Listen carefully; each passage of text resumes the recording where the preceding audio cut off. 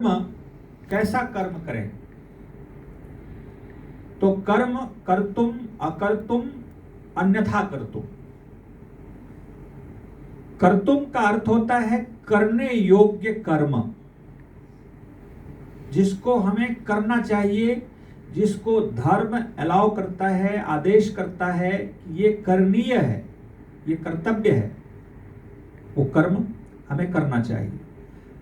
अकर्तुम कहते हैं कि जो नहीं करने योग्य है, जिसको धर्म आदेश नहीं देता, अधर्म है, पाप है, उसे हमें नहीं करना चाहिए।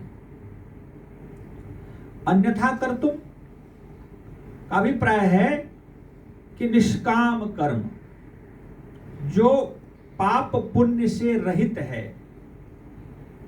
निष्काम कर्म व्यक्ति को करने वाला सर्वश्रेष्ठ माना जाता है। तो कर्म करने के हमारे 3 साधन हैं: शरीर, वाणी और मन। तो शरीर जो है, ये स्थूल दृष्टि से हम कर्म करते हैं, चलते फिरते जो भी कार्य करते हैं, शरीर से व्यवहार करते हैं। तो ये शरीर से व्यक्ति के जीवन में पाप कर्म, बुरे कर्म होते हैं, लेकिन कम होते हैं,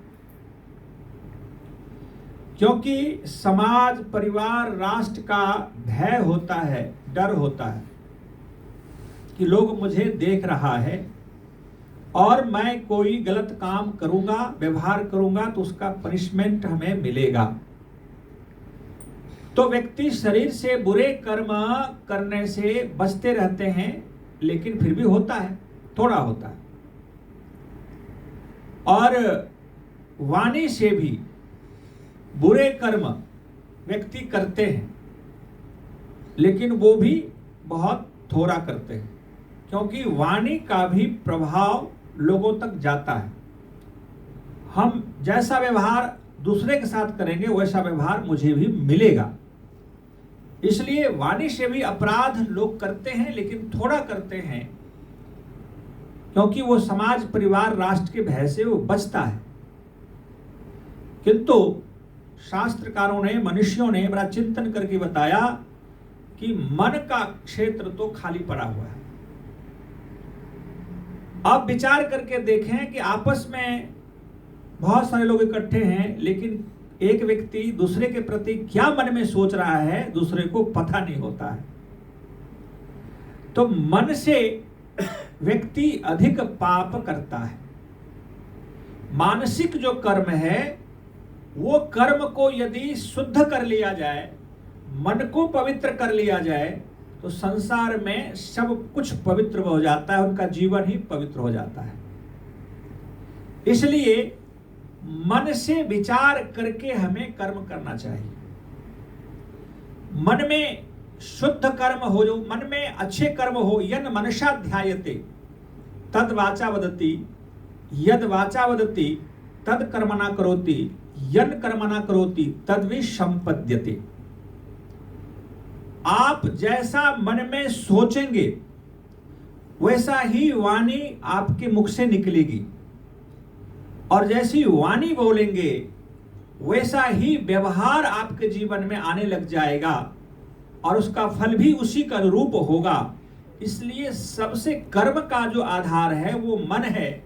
तो मन में यदि पवित्रता ले आया जाए, मन को शुद्ध कर लिया जाए, तो हम अपने जीवन को शुद्ध कर सकते हैं, पवित्र कर सकते हैं। मानसिक कर्मों को शुद्ध करने का क्या तरीका है? अब ये प्रश्न आके खड़ा होगा।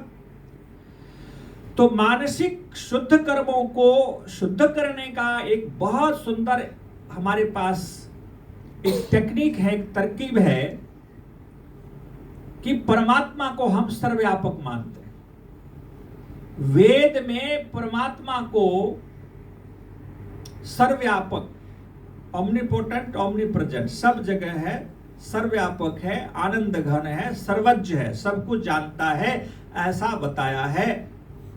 तो यदि व्यक्ति परमात्मा को सर्वव्यापक मान करके व्यवहार करे, जिए, कि कोई और नहीं तो परमात्मा तो मुझे देख रहा है। ब्रह्म, आप चाहे पाताल लोक में, अभी अमेरिका को पाताल लोक कहा जाता है जहां हम लोग बैठे हैं, भूमि के नीचे चले जाएं या आसमान में चले जाएं, जहां भी चले जाएं, कहते हैं सर्वत्र ब्रह्म पहले से पहुंचा हुआ है और वो हमारे मन का भी मन है। मन में हम क्या विचार अभी 1 मिनट में करेंगे वो पहले ही संकेत समझ जाता है ब्रह्म।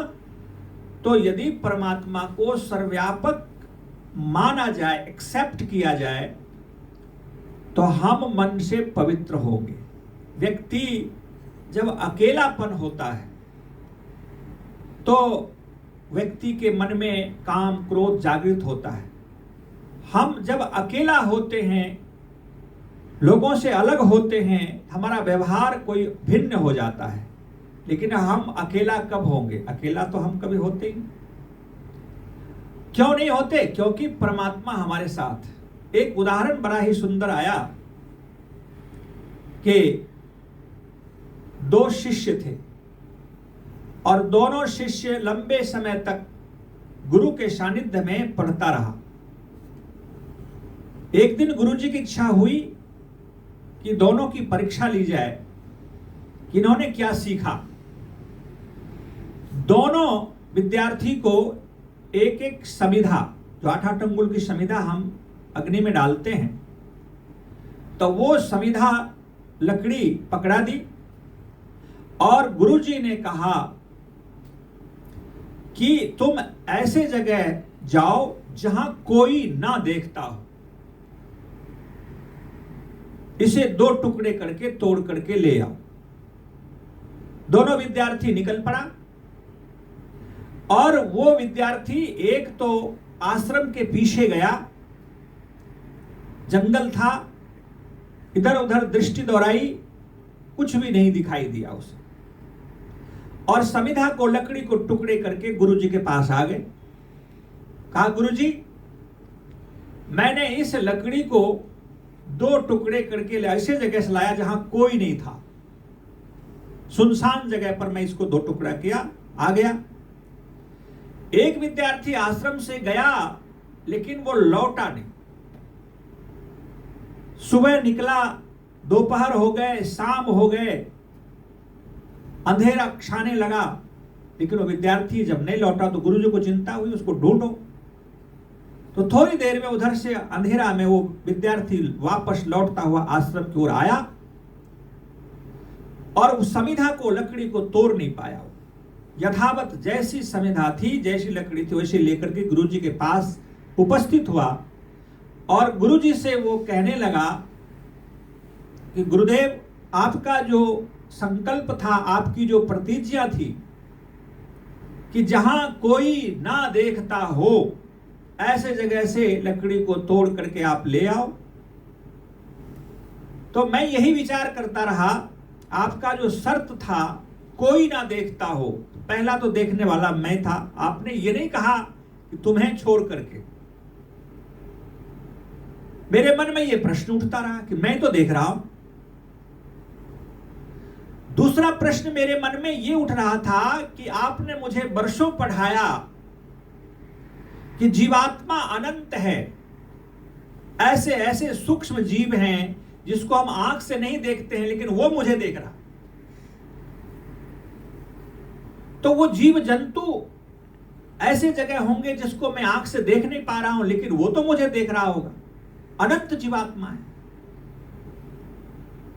और जो तीसरा प्रश्न मेरे मन में उठ रहा था कि परमात्मा सर्वव्यापक है, कण कण में है, वो सब कुछ देख रहा है, तो ब्रह्म भी तो देख रहा है, इसलिए मैं अकेला एकांत तो हूं ही नहीं। कोई ऐसा जगह मुझे दिखाई ही नहीं दिया कि जहां कोई शून्य हो, जहां ब्रह्म भी ना हो, परमात्मा भी ना हो, कोई जीवात्मा भी ना हो, मैं भी ना हो, ऐसा तो संभव नहीं हुआ। इसलिए मैंने इस समिधा को 2 टुकड़ा नहीं किया।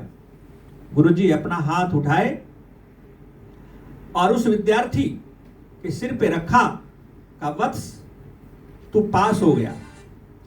और जो समिधा को टुकड़ा करके लाया, कहा कि तू फेल हो गया, तुम्हें 12 वर्ष और तपस्या करनी पड़ेगी आश्रम में, क्योंकि वर्षों से मैंने तुमको पढ़ाया कि परमात्मा सर्वव्यापक है, सर्वज्ञ है, वो सब कुछ जानता है, लेकिन तुमने इस बात का विचार नहीं किया। महानुभाव, व्यक्ति जो परमात्मा को स्वीकार कर ले, वो मुझे हर पल देख रहा है, उनका जीवन पवित्र हो जाता है। इसलिए मन से हमें पवित्र होने की आवश्यकता है। तो कर्म जो होते हैं, जैसा कि महर्षि पतंजलि ने भी कहा, कृत, कारित और अनुमोदित। इसको समझिए, कर्म जो है हम कैसे करते हैं। तो कृत कर्म जो होता है, जो हम करते हैं अपने शरीर इंद्रियों से, जो व्यवहार करते हैं, वो कृत कर्म है। उसका फल यदि अच्छा कर्म है, उसका रिजल्ट आपको अच्छा मिलेगा। अच्छे कर्मों का फल सुख मिलता है और बुरे कर्मों का फल दुख मिलता है, ये हम सबको पता है। यदि हम शरीर से, अपने से, मन, शरीर, वाणी से व्यवहार कर रहे हैं, अच्छे कर्म है, उसका फल सुख मिलेगा, बुरा कर्म है तो दुख मिलेगा। और एक होता कारित। कारित का अभिप्राय होता है करवाना। हम कोई सेवक से, किसी व्यक्ति को पैसे दे देते हैं या उसको ऑर्डर देते, आदेश करते हैं, इस कर्म को कर देना। अब जिस कर्म को करने का हमने आदेश दिया, वो कर्म यदि शुद्ध है, पवित्र है, धर्मानुसार है, तो किसी और व्यक्ति को मैंने करने के लिए कहा, उस कर्म का फल उसको तो मिलेगा, करने वाले को, साथ साथ जिसने ऑर्डर दिया है उसको भी मिलेगा। यह बहुत बड़ा है कर्मफल सिद्धांत। जैसे आप जानते हैं कि प्राचीन काल में बड़े बड़े यज्ञ होते थे और राजा महाराजा बड़े बड़े यज्ञ का अनुष्ठान करवा, खरीद करके लाता है, वो भी पाप के भागी बनेंगे।